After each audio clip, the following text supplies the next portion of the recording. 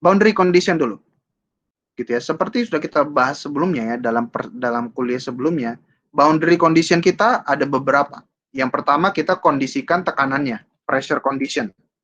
Oke, baru juga ada rate condition.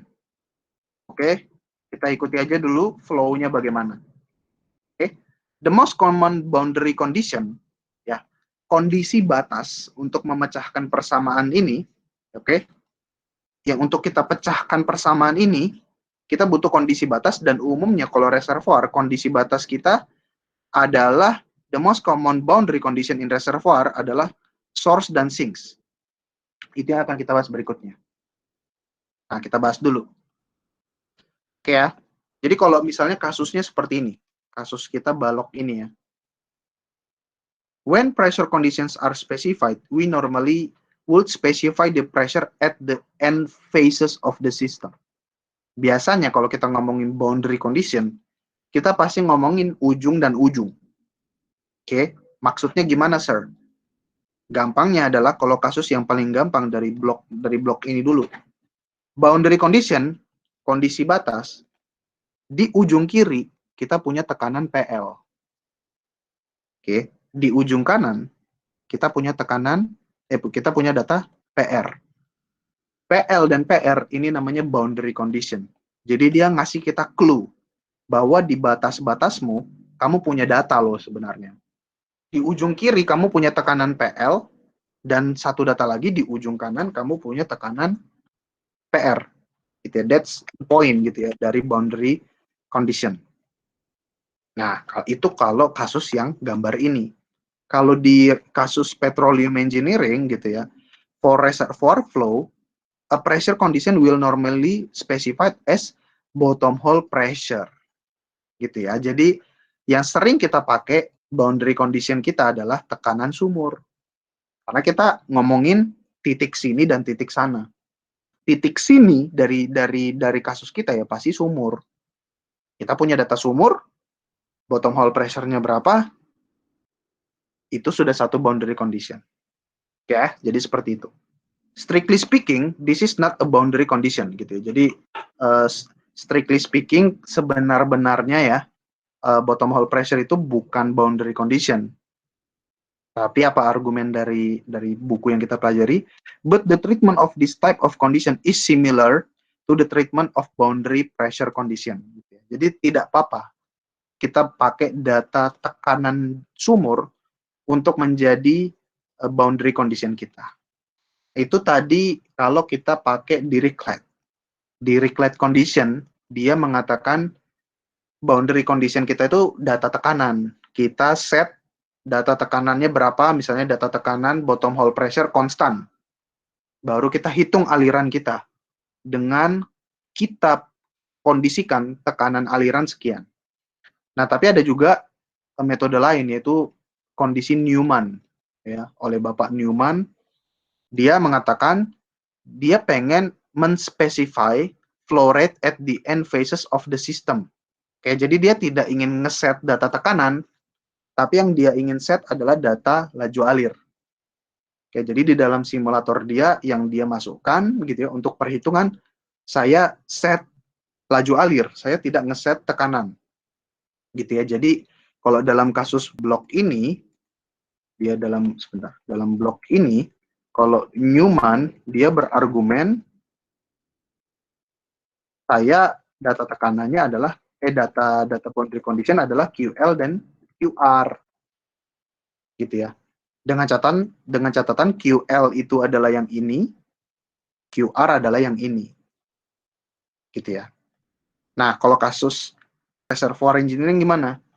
For reservoir flow, a rate condition may be specified as a production or injection rate of a well at some position of the reservoir, or it is specified as a zero rate across a sealed boundary or fault or between non-communicating layers. Nah, jadi kalau kasus balok ini, boundary condition-nya adalah laju alir di kiri sama dengan QL, laju alir di kanan sama dengan QR. Itu boundary condition di kasus yang contoh ini. Tapi kalau kondisi dalam reservoir, boundary condition-nya adalah yang pertama, laju alir sumur saya berapa. Jadi saya masukkan itu, saya set, saya tentukan. Saya juga punya boundary condition yang satu lagi, yaitu laju alir di boundary, atau laju alir di fault, atau laju alir di patahan, atau laju alir between non-communicating layer. Saya bisa ngeset, saya tentukan laju alir di titik boundary, di titik batas-batas reservoir saya, laju alirnya 0. Tidak ada aliran di titik tersebut. Gitu ya. Jadi saya punya dua boundary condition nih. Saya punya dua boundary condition supaya memecahkan persamaan differential equation saya. Supaya saya cari solusinya persamaan differential equation.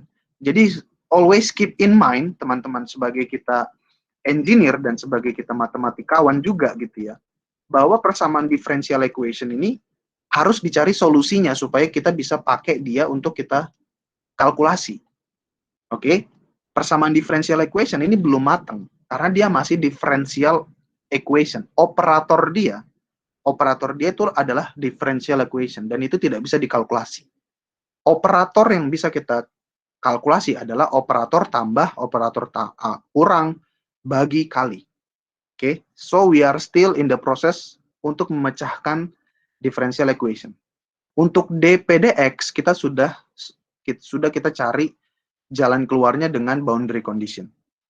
Untuk ddt, oke, karena dia diferensial ya, differential equation, kita cari jalan keluarnya dengan mencari initial condition, kondisi mula-mula. Oke, kondisi mula-mula dari kasus kita. Nah, ini cukup gampang.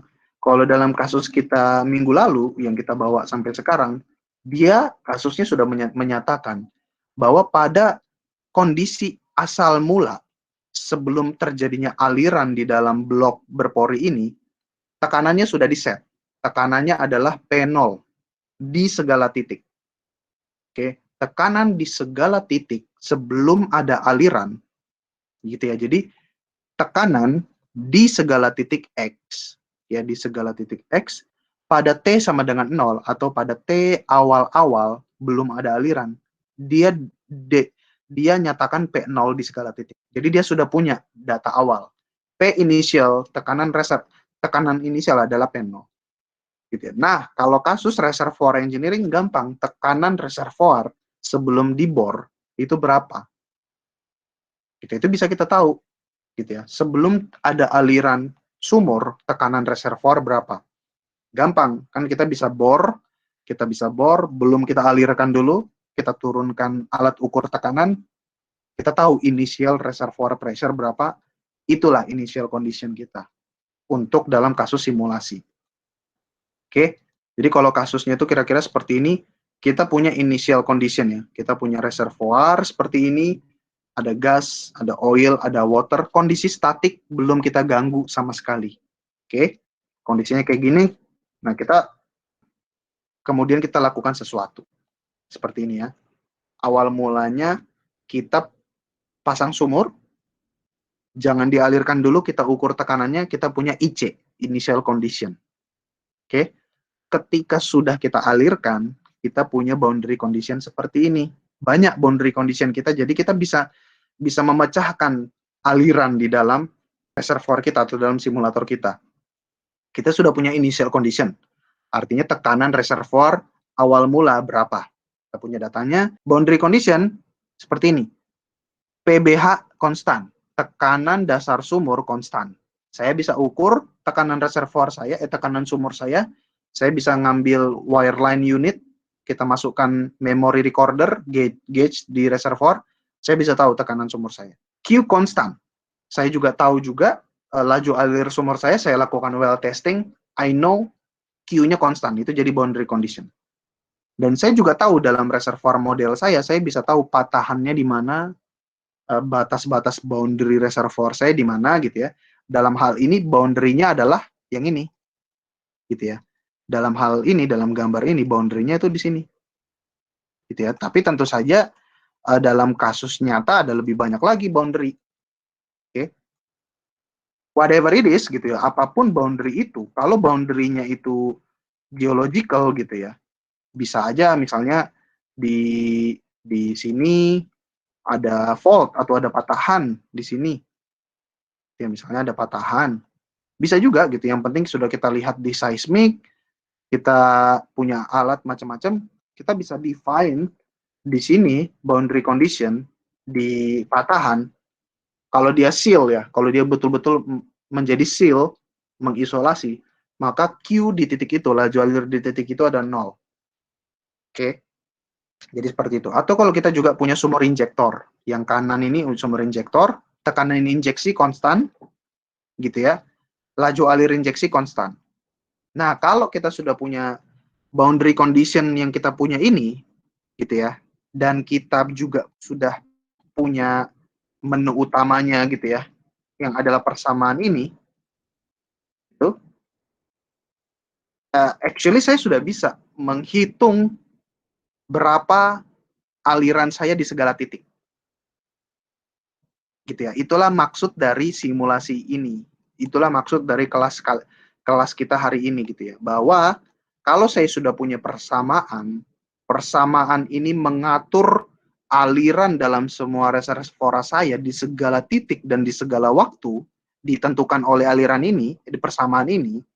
Dan kalau saya sudah punya boundary dan initial condition, then I can calculate aliran di segala titik. Saya bisa tahu aliran di segala titik. Saya bisa tahu tekanan di segala titik berapa.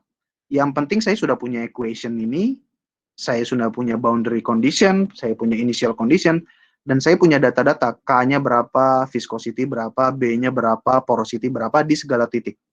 Kita bisa tahu aliran saya berapa. Gitu ya. Jadi seperti itu maksudnya dari simulasi kita. Nah, tentu saja simulasi tidak as simple as that.